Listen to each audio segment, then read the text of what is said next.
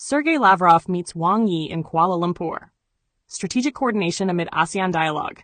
July 11, 2025 by ADNAN ASEAN Renewing a Strategic Partnership. On the sidelines of the 58th ASEAN Foreign Ministers Meeting held in Kuala Lumpur, Russian Foreign Minister Sergey Lavrov and Chinese Foreign Minister Wang Yi held wide-ranging bilateral talks on July 10, 2025. The meeting was emblematic of the deepening strategic partnership between Moscow and Beijing, particularly at a time when both powers are actively working to counterbalance Western influence in the Asia-Pacific region. Wang Yi opened the conversation by reaffirming China's commitment to continuous coordination with Russia. He stated that Beijing is prepared to safeguard the security and development interests of both countries, while also supporting the preservation of ASEAN as an open, inclusive, and central pillar of regional governance. Lavrov echoed this sentiment, emphasizing that Russia opposes any initiative by external actors to undermine ASEAN unity or create bloc-based security structures. Vision for the Asia-Pacific Order, COBRIS. Both ministers underscored their mutual goal of shaping an Asia-Pacific framework grounded in multilateralism, non-interference, and respect for sovereignty. Lavrov welcomed China's leadership role in the Shanghai Cooperation Organization and praised Beijing's constructive engagement within BRICS and other emerging multilateral platforms. In return, Wang highlighted Russia's consistent backing for China-led initiatives and reiterated support for ASEAN's central role in regional diplomacy. Their shared vision involves using platforms such as the East Asia Summit and the ASEAN Regional Forum to address regional security challenges, rather than relying on external military alliances or confrontational power blocs.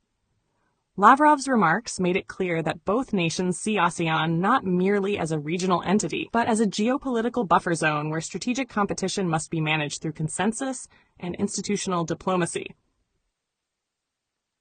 Coordinating on global flashpoints. Beyond regional architecture, Lavrov and Wang devoted part of their conversation to global security issues. They discussed the current state of the Iran nuclear negotiations, the continuing humanitarian crisis in Gaza, and the long-standing instability in Syria. Both sides affirmed their preference for diplomatic resolution of such issues and warned against any use of force to impose political solutions. Wang Yi emphasized that force cannot bring peace, a sentiment echoed by Lavrov as they called for renewed diplomatic engagement on the Iranian nuclear file under the JCPOA framework. On Palestine, they agreed that a just and lasting solution can only be achieved through a two-state framework rooted in international law, not unilateral declarations or military interventions. Strategic implications. The Kuala Lumpur talks between Lavrov and Wang underscored a maturing strategic alignment between China and Russia, both of whom see ASEAN as a key axis in their regional calculus. As the United States strengthens its Indo-Pacific alliances and attempts to consolidate new blocs like AUKUS and the Quad, Beijing and Moscow are offering an alternative vision, one that emphasizes sovereignty, multipolarity, and inclusive cooperation. The implications are significant. For ASEAN, this growing alignment offers both opportunity and challenge. The promise of multipolar engagement without dependency, but also the risk of being caught in the crosshairs of competing hegemonies. For global diplomacy, it suggests that the China-Russia partnership is not merely reactive, but increasingly proactive in shaping the institutional landscape of the Asia-Pacific and beyond. Conclusion.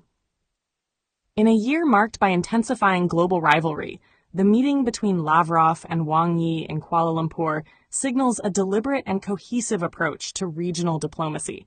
It reinforces a partnership built not just on convenience, but on a shared worldview, one that rejects bloc-based security frameworks in favor of dialogue, respect for sovereignty, and institutional legitimacy. As ASEAN charts its future course, China and Russia appear united in offering a stabilizing vision that prioritizes cooperation, balance, and sovereign-led multilateralism.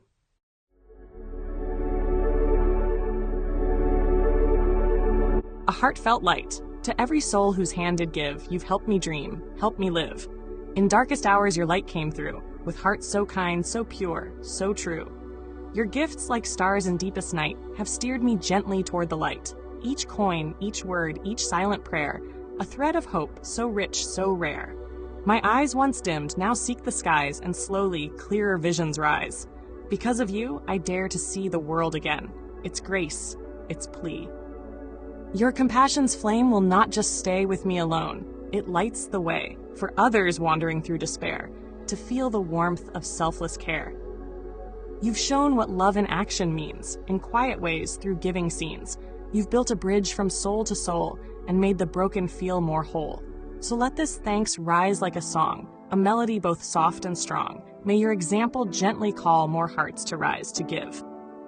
To fall into the joy of lifting pain, of planting hope where none remains. Your kindness walks beside me still, a light, a love, a living will.